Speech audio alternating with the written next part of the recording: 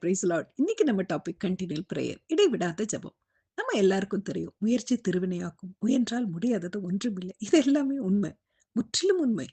ஆனா, அதற்கு உழைப்பிற்குரிய ஊதியம் மட்டுமே கிடைக்கும். அத்துடன் தெய்வ நம்பிக்கை, இடைவிடாத ஜெபம், துதி, தொடர்ந்து நாம் உச்சரிக்கும் தெய்வ நாமம், இதுவும் சேர்ந்தா எப்படி இருக்கும்? அற்புதம், அதிசயம், ஆச்சரியம் நம்ம வாழ்க்கையில நிகழும். இன்னைக்கு அத பத்தி தான் பார்க்க போறோம். அதுக்கு முன்னாடி ஒரு குட்டி கதை. ராஜாக்கு வேட்டைக்கு செல்றது ரொம்ப பிடிக்கும். ஆனா மந்திரிக்கோ வேட்டைக்கு செல்றதெல்லாம் பிடிக்காது. அவர் தெய்வ பக்தி உள்ளவர். ஆனாலும் ராஜாவின் அன்பு, கட்டளை மறுக்க முடியுமா?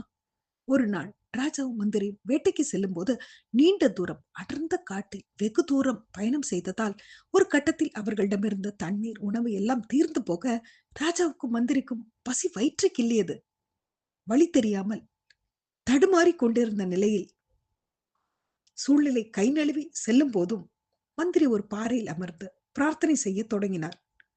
எப்பொழுதும் மனதிற்குள் இறைவனின் திருநாமத்தை உச்சரித்துக் கொண்டே இருந்தார்.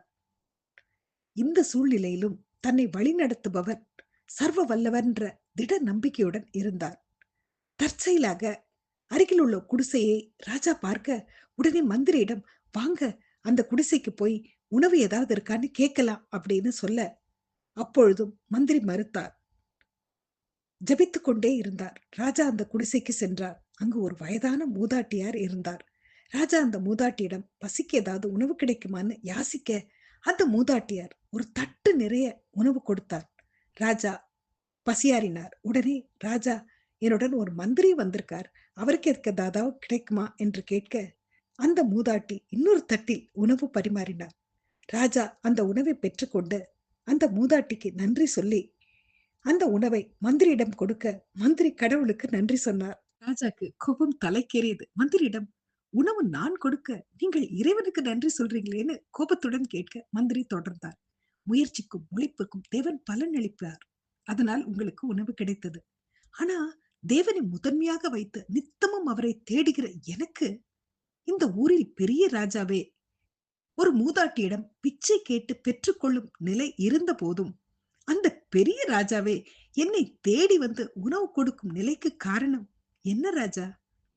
தேவனை பற்றி கொண்டு வாழ்வதே, தொடர்ந்து பிரார்த்தனை செய்ததே, அவர் நாமத்தை உச்சரித்துக் கொண்டிருந்ததுதான் காரணம்னு சொல்ல, ராஜா யார் விசேஷித்தவன், நீங்களா நானான்னு கேட்க ராஜா வாயடைத்து நின்றார். தொடர்ந்து ஜெபிக்கிறதுனால் வரும் பலனை குறித்து பைபிள் என்ன சொல்லியிருக்காங்க அப்படின்றத பார்க்கலாமா? அது லூக்கா எழுதிய நிருபம் 18வது அதிகாரம் 7-8 வசனத்தை பார்க்கலாம். அந்தபடியே தேவன் தம்மை நோக்கி இரவும் பகலும் கூப்பிடுவர்களாகிய தம்மால் தெரிந்து கொள்ளப்பட்டவர்களின் விஷயத்தில் நீடிய பொறுமை உள்ளவராயிருந்து அவர்களுக்கு நியாயம் செய்யாமல் இருப்பாரோ?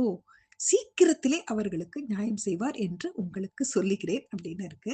சங்கீதம் 9:10 கர்த்தாவே உம்மை தேடுகிறவர்களை நீர் கைவிடுகிறதில்லை, ஆதலால் உமது நாமத்தை அறிந்தவர்கள் உம்மை நம்பி இருப்பார்கள் அப்படின்னு இருக்கு. நீதிமொழிகள் 5:6 உன் வழிகளில் எல்லாம் அவரை நினைத்துக்கொள், அப்போது அவர் உன் பாதைகளை செவ்வைப்படுத்துவார் அப்படின்னு இருக்கு. ஒரு விதவையின் சம்பவத்தை தான் நம்ம பார்க்க போறோம். சோர்ந்து போகாமல் எப்போதும் ஜெபம் பண்ண வேண்டும் என்பதை குறித்து இயேசு கிறிஸ்து தன் சீஷர்களுக்கு சொன்ன ஓமைகளில் இதுவும் ஒன்று. ஒரு பட்டணத்திலே ஒரு நியாயாதிபதி இருந்தான். அவன் தேவனுக்கு பயப்படாதவனும் மனுஷனை மதியாதவனுமாய் இருந்தான்.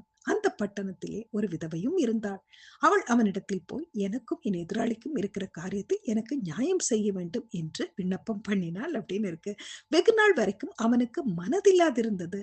பின்பு அவன், நான் தேவனுக்கு பயப்படாதவனும் மனுஷனை மதியாதவனுமாய் இருந்தும் இந்த விதவை என்னை எப்போதும் தொந்தரவு செய்கிறபடியினால் இவள் அடிக்கடி வந்து என்னை அலட்டாதபடி அவளுக்கு நியாயம் செய்ய வேண்டும் என்று தனக்குள்ளே சொல்லிக் கொண்டான் என்றார் அப்படின்னு இருக்கு. பின்னும் கர்த்தர் அவர்களை நோக்கி, அநீதியுள்ள அந்த நியாயாதிபதி சொன்னதை சிந்தித்து பாருங்கள். அந்தபடியே தேவன் தம்மை நோக்கி இரவும் பகலும் கூப்பிடுவர்களாகிய தம்மால் தெரிந்து கொள்ளப்பட்டவர்களின் விஷயத்தில் நீடிய பொறுமை உள்ளவராயிருந்து அவர்களுக்கு நியாயம் செய்யாமல் இருப்பாரோ? சீக்கிரத்திலே அவர்களுக்கு நியாயம் செய்வார் என்று உங்களுக்கு சொல்லுகிறேன் அப்படின்னு இருக்கு. இந்த சம்பவத்துல இருந்து நமக்கு என்ன தெரியுதுன்னா, அநீதி உள்ள அந்த நியாயாதிபதியை அந்த விதவை எப்போதும் இடைவிடாமல் வந்து கேட்கிறபடியினால் அவளுக்கு இறங்குகிறது போல அந்தப்படியே தேவன் தம்மை நோக்கி இரவும் பகலும் கூப்பிடுவர்களாகிய தம்மால் தெரிந்து கொள்ளப்பட்டவர்களின் விஷயத்தில் நீடிய பொறுமை உள்ளவராய் இருந்து அவர்களுக்கு நியாயம் செய்யாமல் இருப்பாரோ? சீக்கிரத்திலே அவர்களுக்கு நியாயம் செய்வார் அப்படின்றது புரியுது இல்லையா? இந்த கதையிலிருந்து நமக்கு என்ன புரியுதுன்னா, ராஜாவே கூட கையேந்தி நின்று பிச்சை கேட்கும் நிலைக்கு தள்ளப்பட்டாலும், ஜெபிக்கிறவர்களுக்கு இறைவனே ராஜாவை அனுப்பி உணவு கொடுப்பார் அப்படின்றது புரியுது. கடினமான சூழலை கடந்து செல்ல இடைவிடாத ஜெபம் அவசியம் அப்படின்றது புரியுது இல்லையா? நம்ம எப்படி இருக்கோம்? செல்ஃப் டெஸ்ட் பண்ணிக்கலாமா? Have a nice day. Bye bye and take care.